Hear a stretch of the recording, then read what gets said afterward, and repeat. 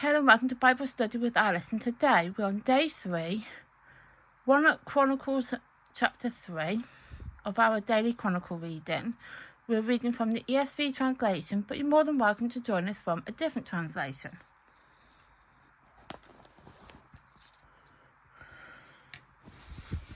As you can see, we're on Chapter 3.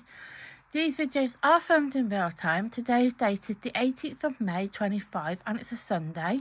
Happy Sabbath Day if you celebrate your Sabbath Day on a Sunday. And if you don't, I hope you have a fantastic Sunday. You can find the previous 2 chapters in the playlist below.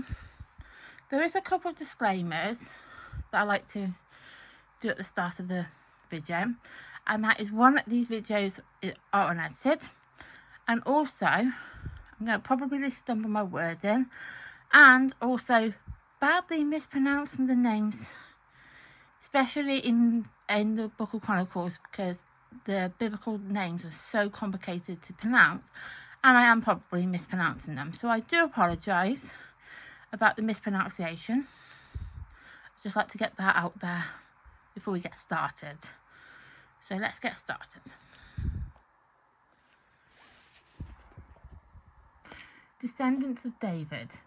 These are the sons of David who were born to him in Hebron. The firstborn, Anamon, by Anamonan, the Jezreelite. The second, Daniel, by Abigail, the Carmelite. The third, Absalom, whose mother was Maacah, the daughter of Talmai, the king of Geshur. The fourth, Adonijah, whose mother was Haggita. The fifth, Sephathan, by Abital. The sixth, Etharim, by his wife Eglah. The sixth was born to him in Hebron, where he reigned for 7 years and 6 months. And he reigned 33 years in Jerusalem.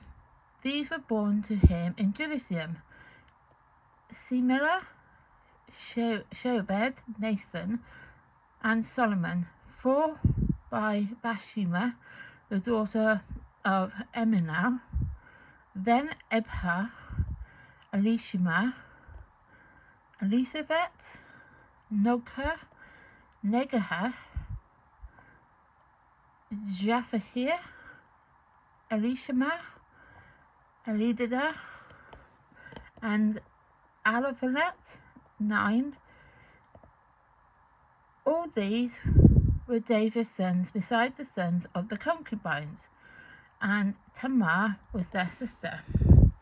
The sons of Solomon was Rehoboam, Abijah, his son Asa, his son Jehoshaphat, his son Joram, his son Agasah, his son Josah, his son Amazah, his son Amazah, his son Jotham, his son Ajah, his son Hezekiah, his son Manasseh, his son Amon, his son Josiah, his son.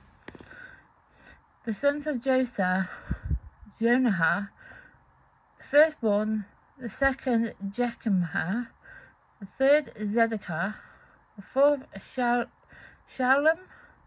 The descendants of Jachrim, Jacquah, his son Zedekiah, his son, and the sons of Jachinah, the captives, Shiliti, I think that's how you pronounce them, his son Malchrim, Pedadiah, Senazar, Jechinah, Hoshama, and Nebadah. And the sons of Pedahah, Zerubbabel, and Shimei. And the sons of, Zerubbabel, and Meshullam, and Halamah, and Shelemith was their sister. And Hashabah, Ohir, Berachah, Hadassah, and the Jews of birth. 5. The sons of Hamanah, Pelithia, Jeshima, his sons Rephaah, his sons Arnan, his son Obadiah, his son Shekinah, the sons of Shekinah, Shemanah, and the sons of Shemanah was Hatareth, Igal, Baha, Neha, and Shaphite. 6. The son of Neranah, Elonah, Hezekiah, and Azakam. 3. The sons of Enaman, Hodavah, Elizabeth, Nelamah, Akibud, Jonahan, Delina, and Anaman. 7. I'm not going to lie, that was painful to try to pronounce those names. But these people that are listed here are important, regardless of if I can pronounce them or not. So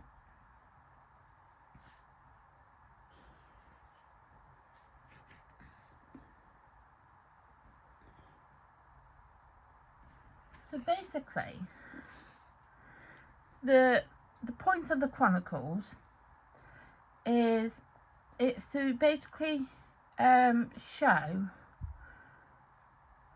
how God's covenant was with David and how David provided enduring hope for Israel, even when it was in its darkest hours. And also, it's a history book as well. So, however painful it is for me to pronounce these names, these people that were listed shaped up the Jewish history, and it's basically been made so the Jewish people can reflect back on their own history, because we can have, let's just think of anything other than the Bible. Let's talk about Tudor history, for example. And there's a book, and it's like a every single day in the day book. So it's like on this day book, and I can't think of the lady's name. Her name's Claire something. I can't think of her name off the top of my head. But she does this book, and it's of every day on this day. So on this particular day, you could go into it on the 18th of May, and it will list out everything, or the key points of what happened on that day in Tudor history. And it's obviously really interesting, because unless you're interested in Tudor history, which I am actually interested also in Tudor history, you can find out information about what happened at that time. And that's obviously interesting, because it's basically written for Tudor fans, I guess you want to say, people who are interested in the Tudor history. So you're obviously looking back at that book, and you can find out all you need to know about that particular day. Now obviously this is not listed in days, obviously, but why I'm comparing that to this in slightly, not fully, don't worry, I'm not actually comparing the Bible to a Tudor history book, but it's giving you history about the Tudor timeline and what happened in that time, where obviously these chapters in the Chronicles are talking about the history of before the Babylonian exile. So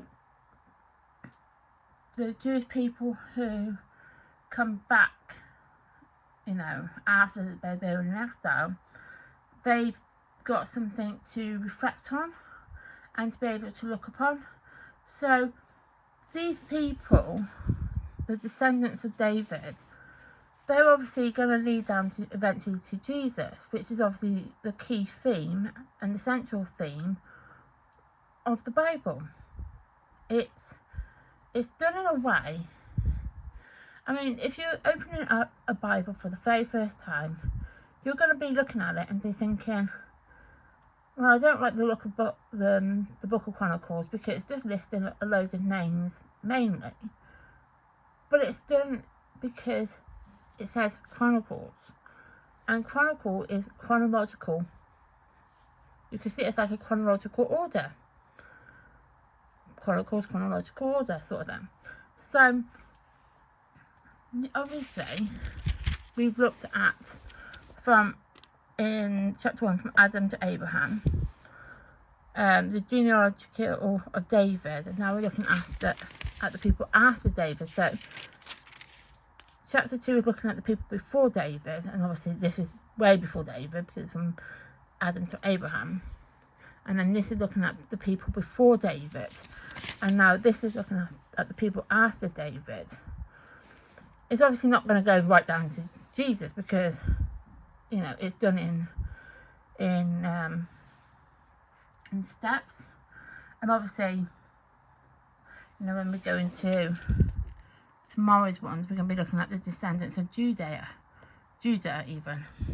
And then on the fifth one, we'll be looking at the descendants of Reuben. So, you know, we're going to be, so this is like a chronological order of events that happened in Jewish history. And when you look at other books in the Bible, and then you'll be coming across like names of these people, you'd be thinking, well, I read that in Chronicles. Yeah, you've got to read in Chronicles because Chronicles is like writing it as a chronological order of events that had happened, but obviously done in sections of it. So when we eventually go to Genesis, yes, this is going to be like, we can be looking at this and be like, that's a repeat from 1 Chronicles Chapter 1. Yes, it will be, because this is a history book putting things into chronological order of events that had happened. So it's just kind of put everything into order, basically. And I find studying Chronicles, the Book of Chronicles, so one, and then when we do 2, when we get to 2, we haven't obviously got there yet because we're only on 3. But when we eventually get there, so once we've done the Book of Chronicles, everything else in the Bible will eventually make sense. I mean, okay, I know we could have done this one first, but as I said, I wanted to do it where it was easier and less strenuous on me. And I quite like Proverbs and Book of Psalms, and you know, I did the Book of Psalms first, and then I did Book of Proverbs, and then did Ruth, then Esther, and now obviously we're in Chronicles. But technically speaking, it probably would have made so much sense if we did it from Chronicles first, because that puts everything into chronological order, and then it kind of then expands out into the other books. Now, why they couldn't put Book of Chronicles at the start, that then would not made any ounce of sense, because you needed to be able to understand why God had created the earth and how he created the earth and all that. So it is a bit of a complicated, why didn't they put these certain books at points in the Bible? That also just makes, they've done it to group it into sections. That's why they've done it. So everything is done in groups. But it is actually easier to read the Book of Chronicles first and then go into other books. Then you can expand off into other books. Now, Genesis and Joab are actually the historians and scholars believe those two books would have been done at the same time, written at the same time. So that's why when you see other YouTubers linking them two together, that is the reason why, because they both would have been written at the same time, so it makes sense to read them both together. But I'm not like that. I like to read one book at a time, not overlapping. So that's what you find. I don't overlap on books.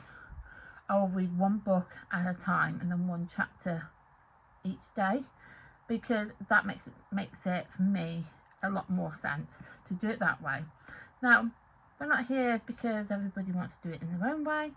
You know, every YouTuber does things their own way. That's how it is, and it's fine.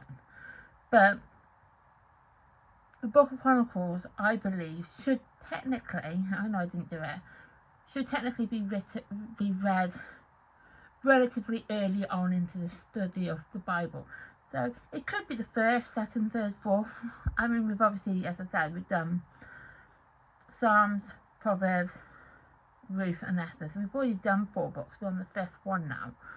So it's still early into the Bible. We've still got plenty of time to get to other chapters in the Bible, other books in the Bible, whatever. We've still got plenty of time to get there. But I believe that the Chronicles should be done early on, because it is listing things in chronological order. Especially, like, these people are the descendants of David. And we need to know that, because obviously David was king. You know, he was king, and these people came after him, and they are his sons, grandsons, great-grandsons, and however many great-grandsons. I have to admit, I lost count of how far forward we went with this, like how far down the tree we went. But these people are important in the Bible, because, you know, they do lead eventually to Jesus, which is, as I said, is the central point of the Bible.